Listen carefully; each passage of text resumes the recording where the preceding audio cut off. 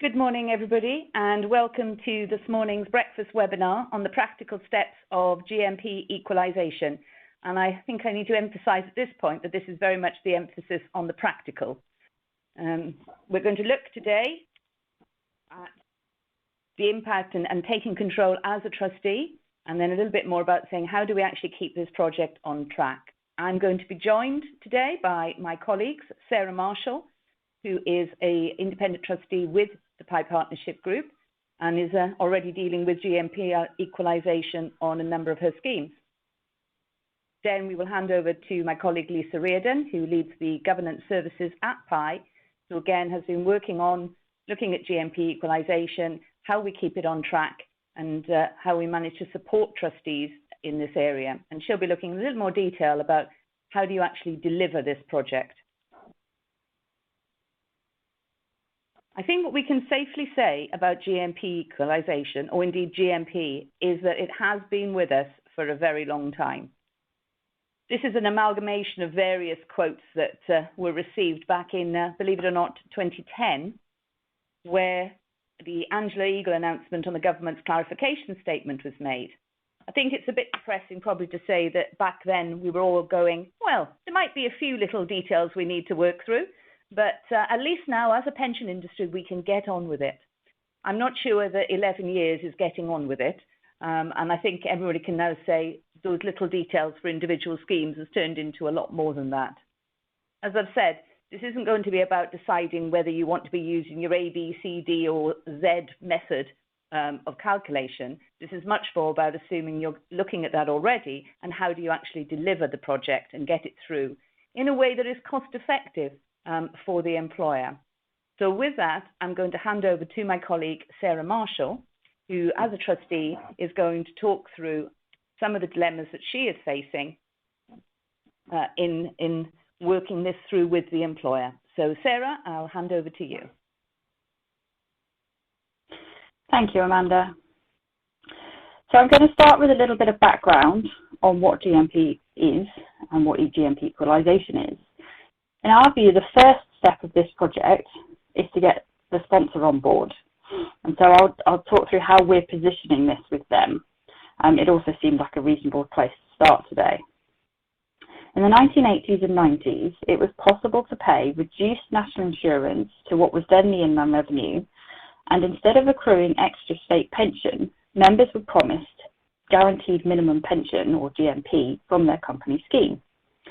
GMP was designed to replicate the state pension, and so the normal retirement age was 60 for women, 65 for men, and interestingly, GMP also accrued at slightly different rates for men and women, because women didn't have as long to accrue their state pension, or this extra pension, as men would.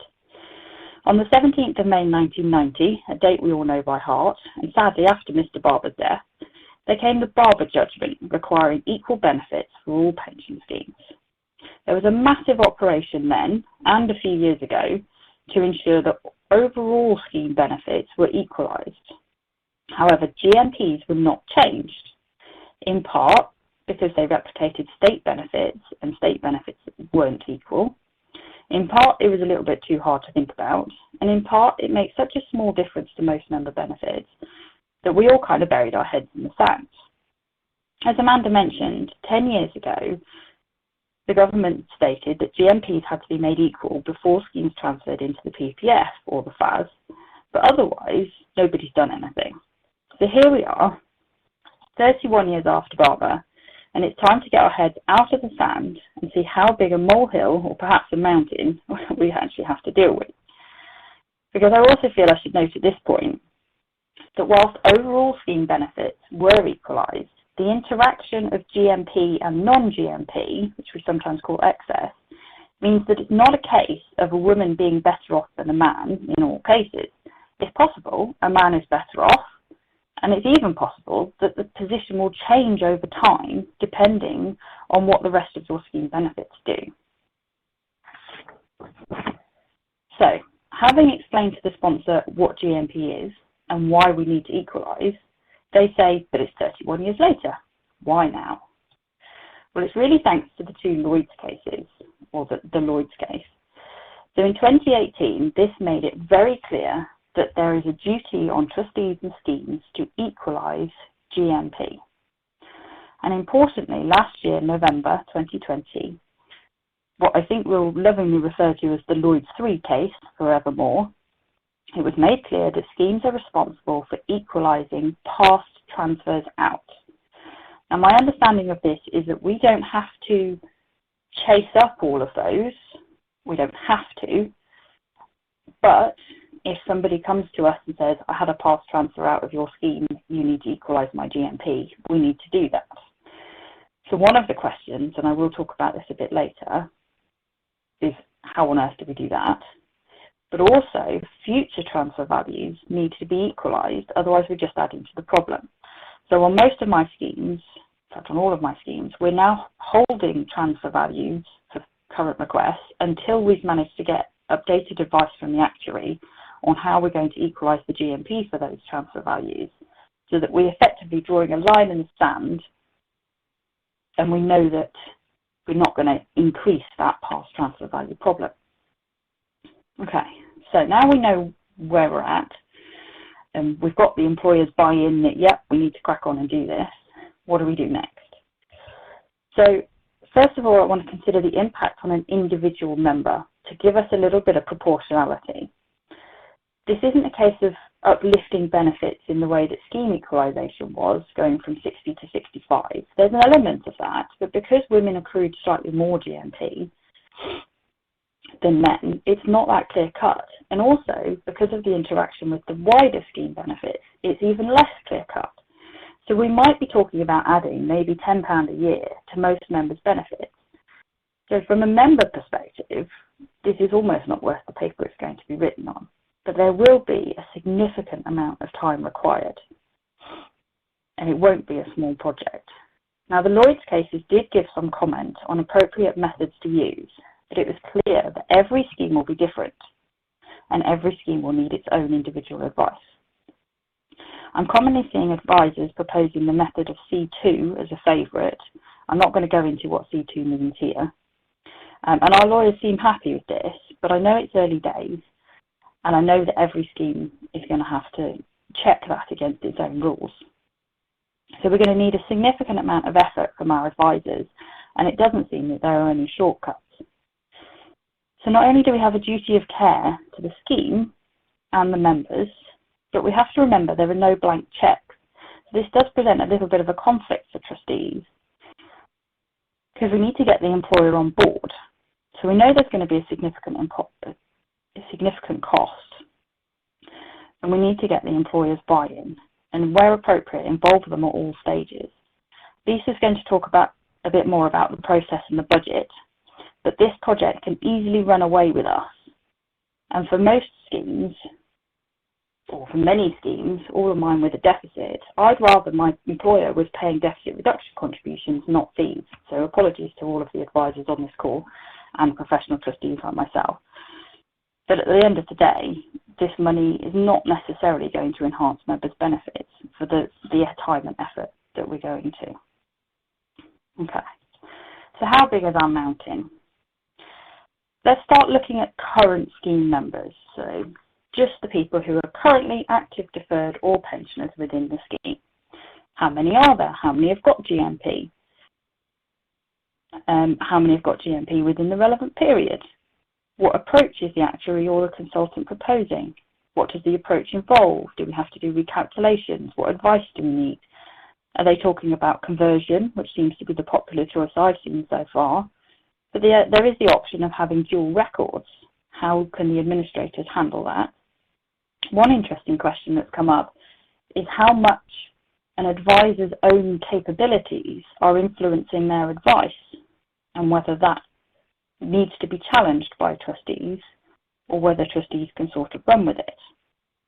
Obviously, we need lots of legal advice on this. Anyone who's been remotely involved with equalising overall scheme benefits know that getting the legal sign-off on this will be very important. And finally, what's the administrative scope? And in this I mean terms of capacity. Everybody is going to be doing this in the next year or so, and can their systems cope, not just with the project, but with what we're going to end up at the end of it. So what other decisions do we need to make? We've thought about how we're going to equalise and we've got advice on that. But then what do we do about the data? Do we even have the data? Thankfully, we've done a reconciliation with HMRC on the GMP recently, but we'll have changed administrators probably several times since the 1990s. Invariably, schemes lose records. So what do we have? Do we have enough information in order to try and do this project? Is it worth doing a benefit audit? Because of the way that GMP interacts with the overall scheme benefits, you want to make sure that that's all correct. Now, for this, we're finding our discussions with sponsors that we're looking at where the scheme is in its life cycle. If we're a long way from buyout, so we want lots of deficit reduction contributions, we're tending to take a lighter touch approach in most cases. However, when we're close to buyout, we're looking at a much more comprehensive approach, because those near to buyout are also talking to insurers to see how different approaches might impact on the premiums. And it seems to be that there's beginning to shift in the insurance market, whether sort of conversion or dual records or how this is all treated. So it's very important that we get in touch with the insurers. A question for our legal advisors on this call, and I do invite you to comment at this point. What do trustees need to consider or do to ensure that GMP equalisation is covered in any runoff and indemnity insurance once liabilities are bought out? So please do comment if you have any thoughts on that. Ultimately, it comes down to the risk and reward of our actions. We need to be able to justify what we are or are not doing in terms of the reward and the cost for those actions or non-actions and the risks associated with that. Again, it all comes down to doing what's proportionate and right for the scheme. Although this is the final point on this slide, I think it's very important that someone takes control of the project, the budgets, the timeframes, the documents, keeping track of everything, because this could easily run away with us. And once we've worked out what we're doing for new transfers and current members, I've given this a slide all of its own. Last year's Lloyd's 3 case makes it clear that we're responsible for equalising those past transfers. So we need to think about what we might do for them, and death cases and current annuities and all those other things. Now, I admit my schemes are rather parking this problem temporarily until current benefits are equalised. We're dealing with this a little bit later. But we are starting to look at whether we even have any data on past transfers, especially back to 1990. And if we have any GMP data on those past transfers. It's another potential mountain all on its own and presents many of the same proportionality and risk-reward questions that we were asking earlier.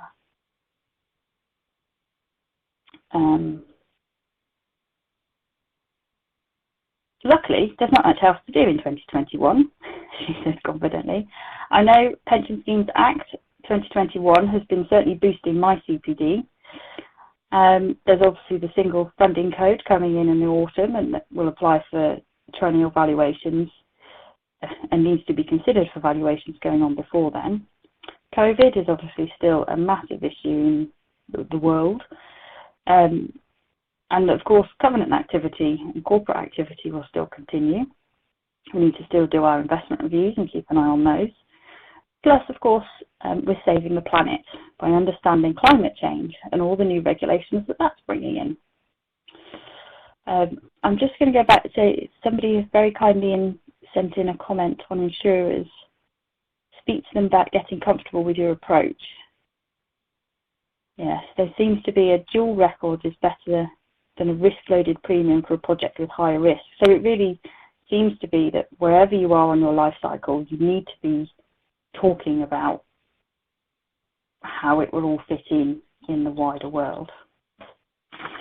So before I pass on to Lisa, I'm just going to summarise. These are our top tips that we've come up with. Firstly, involve the employer all along. They're backing this in terms of fees. Be clear about the budgets and scoping. How much work are you expecting people to do, and how far do you want to go along each path? It's interesting and good to consider tendering externally where appropriate. but ensure your advisors are acting as a team. There's a risk here, a real risk of Chinese whispers and duplicating work and fees. So it's important to get everybody together and make sure everybody knows what they're trying to do, especially if you are tight on budget. Now, we all know from Equalisation Part 1, I'm going to call it, and when we equalised overall scheme benefits, how important it is to document everything. That's documenting the decisions, the reasons for the decisions, and keeping all of the supporting documentation. A few years back, when we were looking at equalisation for our schemes and checking that everything had been signed off correctly in the 1990s, we needed to find announcements that had been sent to members and check that deeds had been executed properly. So it's going to be imperative that we have robust reporting on this project. And for that reason, we think that it's the right thing to do is to appoint a project manager. They will help make sure that we're doing the right thing, doing it proportionately, and keeping everything within the decisions made by the trustee. So I'll pass now on to Lisa to cover more on the project itself. Thank you, Sarah, and good morning, everyone.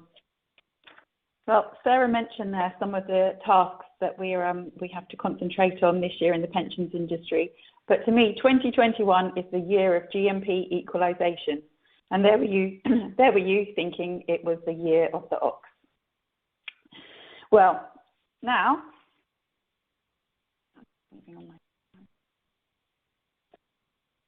it's time to stop kicking this particular can down the road. And it's time to tackle it head on. As Sarah alluded to, equalising GMPs has the potential to be an extremely costly and time-consuming project, and a fairly frustrating project at that, as it has no major benefit to members. So it's timely, it's costly, and it also involves pretty much all of your advisors, with the exception perhaps of your investment consultant and your auditor. And don't forget, you need to keep the employer in the loop as well. So whenever you have a situation with multiple advisors plus complex legislation, it's an absolute opportunity to go over budget and out of scope if it's not controlled tightly. Now, I'm a big fan of grand design, but it amazes me the amount of times they start off with their £1 million budget and blow it all before they've even put the kitchen in. You definitely don't want to find yourself in that position. So how do you keep control? You appoint a project manager. It could be someone from your internal team, depending on resources available. It could be an independent project manager, or it could be one of your advisors. Whoever you appoint as project manager, the actions required will vary according to each scheme, but there will be some key deliverables they will each need to deliver. So to deliver the project, we would suggest that the project manager breaks it down into 4 key stages. The pre-preparation stage, the data preparation stage, where key decisions are made about the data, the main event, where you agree the method you will use, followed lastly by the implementation stage. And as a separate bullet at the end, we've suggested that past transfers can be looked at in isolation at the end of the main project or built in earlier if preferred. Now, apart from the pre-preparation phase, you may wish to tackle the sections in a different order or in parallel, depending on the needs of your scheme. So what do we mean by the pre-preparation stage? Trustee training. It's absolutely imperative at the start of the project that the trustees have received training on GMP equalisation. I'm sure all of your trustee boards will probably have had training in this area by now, but if you haven't, your scheme advisors will be able to provide this, and it's usually delivered by a combination of your scheme actuary and your legal advisor. So training will help the trustees understand the rationale for the project's objective, and importantly, the associated risks and decisions that will be required as the project progresses. Next, the trustees will need to consider whether the full trustee board wish to deal with GMP equalisation, or whether they should set up a working group, for example, with a couple of trustee directors, maybe a company representative, or use a pre-existing trustee subcommittee, perhaps your administration committee. If you're going to set up a working group, you'll need to consider whether terms of reference would be drawn up, setting out the working group members' responsibilities, which decisions can be delegated, which would require reference to the trustee board. And if you're using a pre-existing subcommittee, do the existing terms of reference require extending? And as with any committee or working group, it will be important to think about the experience and skill sets of the members chosen, as well as their availability to be active participants in the process. And lastly, the project manager and the trustees will need to think about how the working group or the subcommittee will work with their advisors throughout the project. Next, for those of you familiar with Prince 2 terminology, we recommend completion of a project initiation document, or a PID as we know it. For those not familiar with PIDs, this document prompts you to ask the right questions to establish a firm foundation for running your project. For example, the purpose of the project, the approach you will use, your risk management strategy, for example, how you'll organise peer review, and your team structure. A particularly important part of this element of the project will be to collate details of the related actions previously agreed.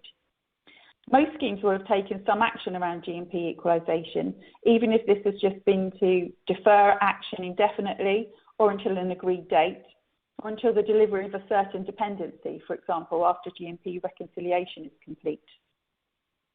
For the sake of both clarity and, importantly, to ensure you have a good audit trail, we suggest that any pre-existing actions, deferral policies, etc., taken by the trustees are recorded at the outset in the PID or a similar document. And in the event of a future challenge to the GMP equalisation project and work, it will be helpful to have documented all steps taken before commencing the project. And once drafted, any PID should be agreed with the relevant trustee authority.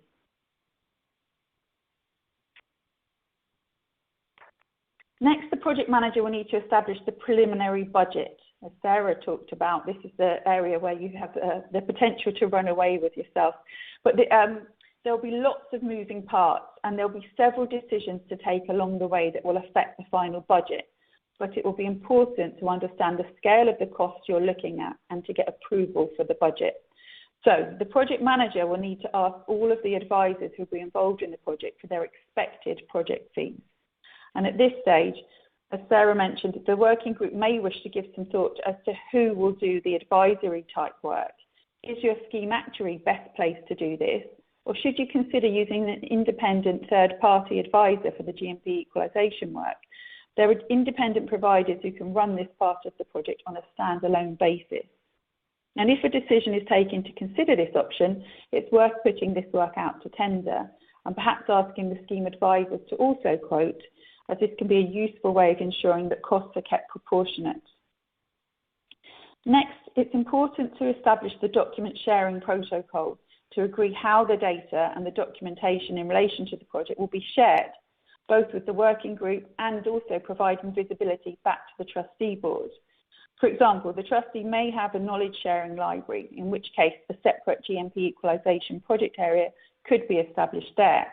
Whatever's decided, it will be sensible for the project manager to produce and share an appropriate document sharing protocol for all parties to adhere to. And finally, for the pre-preparation stage, the project manager should establish a high-level project plan and understand broad timescales for the project.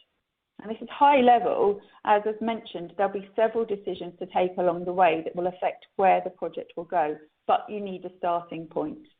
And as with all projects, the project manager will need to ensure that the working group, the advisors, and possibly the company agree the plan and consider the timescale dependencies, some of which may impact on later parts of the project plan. So moving on to data preparation, which we're putting in stage 2, your decisions around the data. This is common sense, but you should ensure that your GMP reconciliation project is complete before you start your GMP equalisation project. We recommend creating a project milestone section with your project plan and recording the date the reconciliation was completed there. And if you haven't yet undertaken your GMP rectification, not reconciliation, rectification, consider how the rectification work can be combined with GMP equalisation. For example, combining reporting to members on rectification and equalisation. Once the GMP rec has been completed, we recommend asking the administrator to review and document the quality of the scheme's data output. PASA have issued guidance to pension schemes regarding the data requirements for equalising GMPs. And it's a good idea to ask the administrator to audit the scheme data against these requirements. And if anyone would like a copy of the PASA guidance, we can circulate it after the webinar. Following this review, any reported issues should be considered and discussed, and the impact should be recorded within the project documentation. And the project will need to include a step to review and record the scheme's past as well as current practice in respect of GMP equalisation, transfers, retirements, etc. And this should include any changes in practice since the Barber judgment that might affect decisions. And your project manager and the working group will need to review and familiarise themselves with your scheme's trustees and rules, with your benefit specs if you've drafted these, and with legislation in relation to anti-franking and forfeiture. With regard to anti-franking, we found it helpful to attach a definition of it to our project plan, as I don't know about you, but each time someone explains anti-franking to me, I remember it for a while, but then I have to go back and remind myself of its meaning regularly.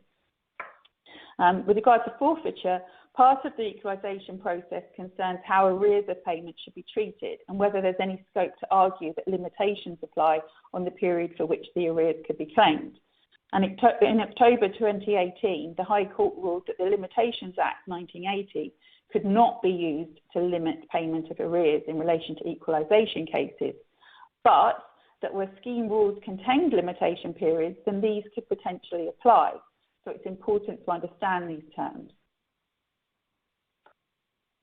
If you've already completed previous data cleanse work for your scheme, your project manager should record the detail of the previous data cleanse exercises and document how prepared the scheme's data is against the PASA guidelines. The final step in stage 2 is to establish whether a data cleanse exercise is required before the GMP equalisation project is started.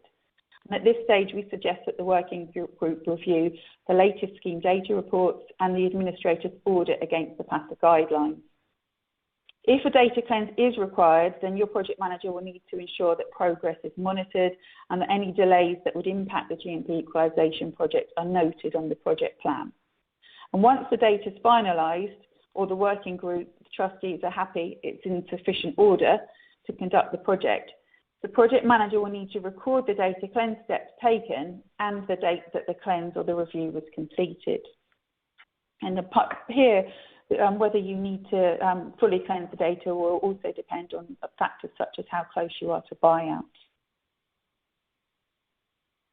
Moving on to stage 3, this is now where you start to get into GMP equalisation proper, the meat of the project. And in conjunction with the scheme's advisors, the working group will need to undertake a feasibility study to consider the different GMP equalisation methods, as well as the suitability of each method for their scheme. The project manager will also need to prompt the working group to consider conducting a cost-benefit analysis and to take legal advice to establish whether settlement is an option, and also to verify whether a member consultation will be required, and to ensure that findings are reported back to the Trustee Board or as per the delegated authority. And when considering the different equalisation methods, it will also be important to establish whether the scheme's admin system has or will have the capacity to administer dual records, which are required by some of the solutions. And a number of third-party administrators now have the capacity to handle dual records. Next, we propose considering how the different categories, I'm going to go back up, how the different categories of members in your scheme might be affected by GMP equalisation, and in what order benefits should be equalised and rectified. For example, you might want to tackle the pensioners first, followed by the non-pensioner members. There are lots of considerations here. Consider the impact on fixed and primary tax protections. Consider asking the administrator to model the effect of equalising for different groups to establish if there are over or underpaid, if the data is available. Consider any buy-ins, insured members, and consider whether benefits will be fully rectified and any overpayments reclaimed or rectified going forward only. Once you've agreed your preferred GMP equalisation methodology, your appropriately adjusted project plan and your new, more defined timings with the board, The working group will need to assess the fees required to implement the preferred GMP equalisation method, as well as the cost of the actual equalisation of members' GMP benefits. Many schemes will have an obligation in their rules to agree any augmentation of benefits with the employer or scheme sponsor, and your legal advisor will provide advice here. However, even if there is no requirement to do so, we suggest all schemes consult with the employer. The employer should understand the scope of the work, the options available, and the likely costs associated with each option. And then the project manager should also establish how often and in how much detail the employer wishes to be kept updated regarding potential costs and the progress of the project. The project manager should also incorporate these touch points into the project plan. Once the GMP equalisation method has been agreed, an implementation plan will need to be agreed with the administrator. The project manager should ensure that the scheme administrator understands the timeline and request regular updates to ensure that the GMP equalisation project progresses as planned. It's also important to think about whether any authorities need notifying.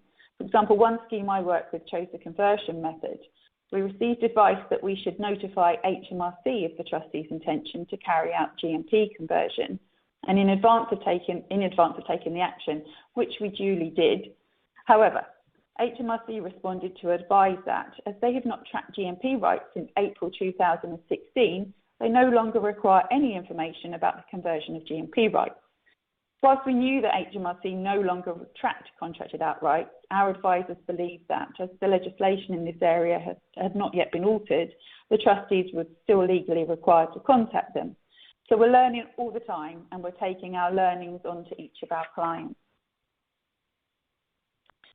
Stage 4, implementation. So once the advisors have been instructed to implement the agreed equalisation method, your project manager will need to monitor the process to ensure that the GMP equalisation calculations proceed as agreed and in line with the previous decisions made regarding the priority order of calculations across the different categories of members. And the project manager should check that an appropriate peer review process has been put in place for the calculations and results carried out by your administrator and scheme actuary. The project will need to include a step to agree the form and the content of the communications to members, including whether a member consultation is required. For communicating, it would be usual to use whichever method is usually used to communicate with your members, for example, letter, secure online website, or email. Consider the different categories of member that may have been identified earlier in the project. They may need different communications. And consider if GMP reconciliation or rectification is still outstanding and whether you need to indicate to members that you are correcting for both scenarios. And it will be important to ensure that peer review of back payments for equalised pension payments has been undertaken and recorded, and that corrections are implemented for non-pensioner records. And these are tasks that your scheme administrator will carry out, but it will also be important for the pension manager to verify that they are carried out. Your scheme actuary will be required to provide a certificate of actuarial equivalence for the changes being made. And the project manager should ensure that the actuary's data and oversight requirements are factored into the project plan and will therefore need to agree with the actuary the information they will need to do this. And finally, the project manager will need to ensure that the administrator provides progress reports on the update of GMP equalised member records, including confirmation that appropriate peer reviews have been undertaken and signed off by the administrator. So what about past transfers? As mentioned, past transfers can be deducted ahead of, alongside or following the main GMP equalisation project. Most that I have seen are leaving this part of the project to the end. Now, this part of the project will pretty much follow the format of the main project for current members in terms of the costing options and the member comms, etc., except the working group and the project manager will need to ascertain the availability of transfer out data. So when assessing how much of the scheme's historic transfer out data is still available, the concept of the 3 Rumsfeld buckets is often used. So that's the known knowns, the known unknowns, and the unknown unknowns. And consideration will also need to be given as to how the scheme will ensure that additional transfer payments of GMP equalisation will be accepted by the receiving scheme, and what action should be taken if the receiving scheme won't accept the transferred GMP equalisation payment. For example, you could consider a direct payment to affected ex-members, but then you'd need to bear in mind the tax implications of this method. I've included here a sample of a project plan that we use for some of our clients, which follows the steps that I've outlined this morning. Apart from being used to project manage the project, it can importantly be used as a snapshot of your audit trail. We set tabs along the bottom of ours, and we use those, for example, to track the budget, and then you've got visibility for everyone involved in the project, can see where you are against budget. We also use it to capture project milestones, for example, dates when key project milestones are achieved. And this provides a good audit trail, for example, of decisions in relation to past transfer values, trivial commutations, death cases, member cases, etc., member traces. And these will all be cost factors for a scheme as they head to buyout, so it's important to capture them. And also we will importantly include a tab for lessons learned along the way so that we can take them forward into any new projects. My final comment here, it's important to note that the actions required will vary according to the scheme. And we recommend that anyone tackling GMP equalisation seeks appropriate advice from their scheme's advisors before commencing the project. So it may well have been 31 years in the making, but how you structure and run your GMP equalisation project in the next 12 months will be what makes a difference. But remember, any project that involves oodles of advisors and complex regulation will require tight project management if you want to avoid going over budget and out of scope and having a Boris's Garden Bridge or an HS2 on your hands.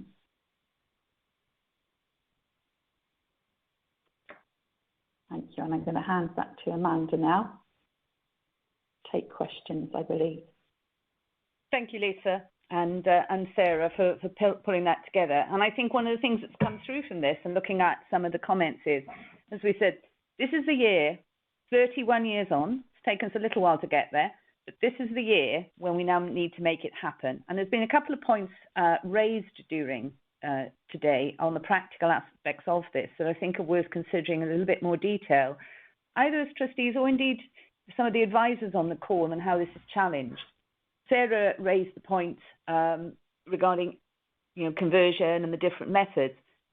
Is the advice you're receiving in any way influenced by the capabilities of the advisors? For example, we know there has been an increase in the number of advisors that are now capable of dealing with dual records, but it's not the case for everyone.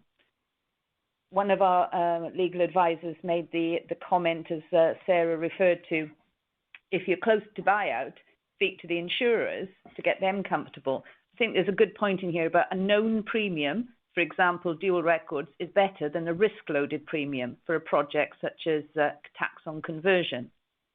So as trustees, certainly what we're seeing is challenge the advisors and understand the position that the advice is coming from as part of your decision-making process. One of the key factors, again, raised by one of our colleagues, what is what's the ease of communication to members? B is much easier than C2, but actually might not be much different in cost. Again, okay, that's scheme dependent. So again, understand the wider picture. And as trustees, as Sarah said, there are a number of decisions in here that need to be taken as a whole, rather than just deciding, yes, this is the aspect technically, but what are the wider implications? Because that's where we can see costs start to escalate. We've had a couple of questions through. Read transfers. Should trustees prioritise transfers in and pursue equalisation compensation from those and leave transfers out until any third parties submit claims and deal with these one at a time? Sarah, I don't know if you want to just pick up on that. Yes, thanks, Amanda. That's a really good question, and not one we've actually come across on any of my schemes. I think it will primarily come down to what data you hold and how easy it is to get hold of information on where transfers in have come from. But also that proportionality question about how many transfers in have you got. If you've only got a handful, it might not be worth the time and effort of pursuing that. But obviously, if you've got lots of them and you've got bulk transfers, then that makes it much more cost effective to pursue. And I think that's certainly something that our schemes would be looking at, is to prioritise looking at what transfers in we've got before looking at past transfers. But it might be that there are clues in there on how many transfers out we've got, depending on how many transfers in. I know one of my schemes, they only transferred in GMP. They didn't accrue GMP within the scheme. So there's kind of a dual question there. If we can work out how many transferred in GMPs we've got, we might be able to work out how big our transfer out question is. So yeah, that's a really good point. And I think, unfortunately, it all comes down to how good your data is, which for a lot of schemes is not that great. But they've done a lot of work over the last few years, and the reports that we're getting on the common and conditional data is really, really improving things. So I hope that answers the question. Thanks, Sarah. Picking up as well is it not helpful, as one of our questions is, that many employers have had to accrue an estimate for GMP equalisation as part of their FRS IO2 or IS19 accounting? Sarah? Yeah, that's a really good question. So a lot of my schemes, we're making a small allowance for GMP equalisation, not just in the FRS 102 figures and the IS19, but also in the scheme funding valuations. However, we're only making a sort of 2 to 5% increase on liabilities as the estimates that are coming out of my schemes. So in the grand scheme of all of the assumptions, obviously the accounting figures are lower liabilities than your technical provisions are anyway. So you're talking about a slightly smaller number. And really, once we've done this project, all you're doing is nailing down that estimate. So it's important. I think the important point would be if there are any qualifications in the company accounts about the fact that they've estimated GMP equalisation rather than sort of properly valuing it, as it were. That would certainly help. But yeah, this is one of the things we're facing, is that it doesn't make a massive impact on your liabilities or your individual members, but it is quite a meaty project in itself. So yeah, that's a really good suggestion. Yeah, look at your FRS and IS19 figures. Thanks, Sarah. One of the questions we've had in is, have we encountered any actual advice proposing to equalise on the D1 or D2 basis for CTVs? I don't think we have, actually. I certainly haven't, no. All of my clients have been going down the conversion method so far. Yeah, Sarah, I know you mentioned yours have been so far conversion. Have you looked at anything to add on the D1 or D2 basis?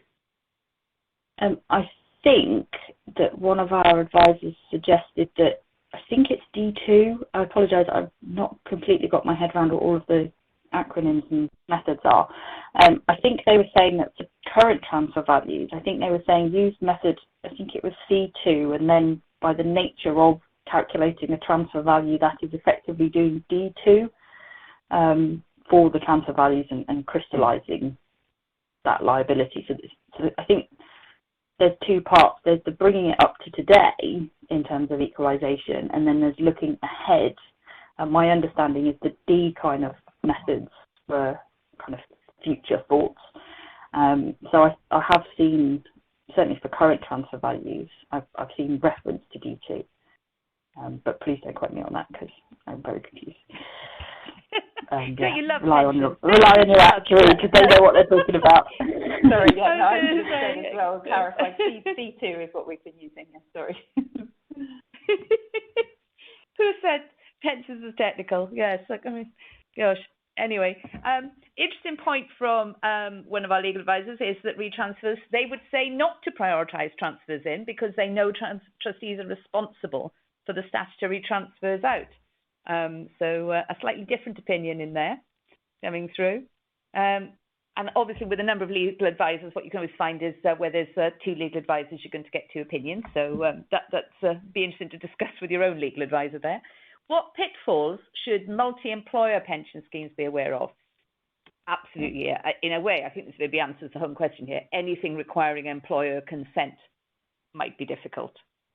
I don't know, Sarah, if you want to comment on that. I think anything to do with multi-employer, as you say, has to be taken into account that the communication and anything linking in with employers potentially rules out from a practical aspect how this would actually be delivered. But Sarah, is there anything else you want to add?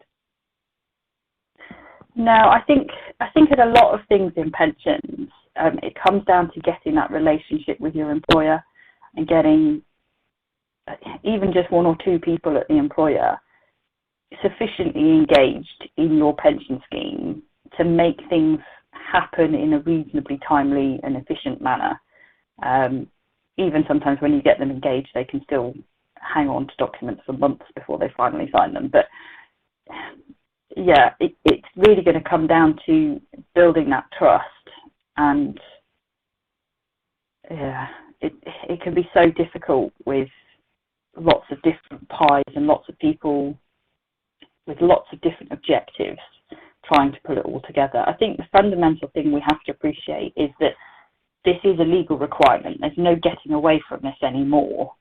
It really is time to dust off our knowledge of GMP and try and sort this problem out. And if you can get employers to appreciate it. Yeah, no, I think I'd add to that as well, that it's one of the things that you would do at your pre-preparation stage, and you'd get advice on what you need, who you need to consult, and what decisions you'd need to consult the employers on, and make sure you've got the right contacts at each of the with your multi-employer contacts to make sure that you've got the right decision makers, get them involved in the project as well, and ensure that you know exactly who you need to go to at the right touch point. Yeah, that's a good point, Liz. And I think with the multi-employers, certainly that's linking very much to how are your employers communicating with you as a scheme? Is there an employer forum? Who are the decision makers within that? How would they want to communicate it, and understanding the decision-making points? But fundamentally, as Sarah just made clear, this is a legal requirement. And this is where, this is the year where, as schemes, and I can't wait to dust off my GMP knowledge, brings it all together.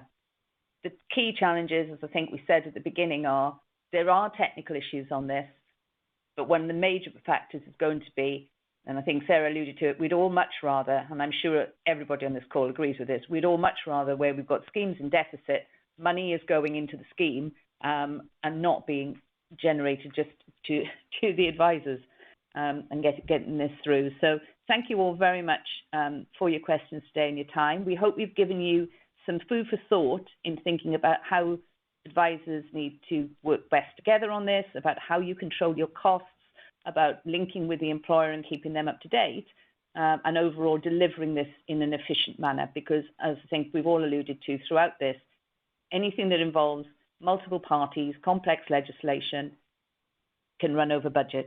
And we don't want anybody to be in a position where the employer is thinking yet more issues are arising on a pension scheme than I wish to deal with. Thank you very much for your time, and wishing you all a good day today. Hopefully, in the autumn, we might actually be meeting face to face.